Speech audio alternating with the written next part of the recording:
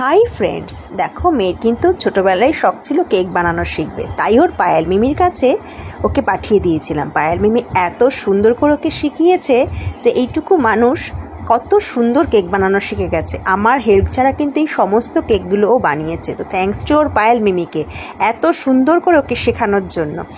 তো দেখো এখন পড়াশুনোর চাপে একদম সময় পায় না। ওর এই শখটা যে পূরণ করতে পারে না, এখন আমার নিজেরই খুব খারাপ লাগে, কারণ কেক বানাতে অনেকটা টাইম লাগে। কেকগুলো খেতে এত টেস্টি ছিল, তোমাদেরকে কি বলবো। যতগুলো ছবি আমার কাছে ছিল তোমাদের সাথে শেয়ার করলাম। দেখো এটা একটা আইসক্রিম কেক, নিজে হাতে একা একা বানিয়েছে, যেভাবে ওর পায়েল মিমি শিখিয়ে দিয়েছে। তো দেখো এটা একটা পিনাটা কেক। তো এগুলো কিন্তু সবও নিজে একা একাই করেছে। তো এখন আর পড়ার চাপে একটু বানানোর টাইম পায় না। তো ভাবে করবে, তো কিন্তু সব জিনিস রেডি আছে, কিন্তু ও বানানোরই টাইম পায় না। দেখো এই কেকটাও ও কিন্তু ওর মামা মামির অ্যানিভার্সারির জন্য বানিয়ে দিয়েছিল। তো কেমন হয়েছে তোমরা সবাই কমেন্টস করে জানিও কিন্তু।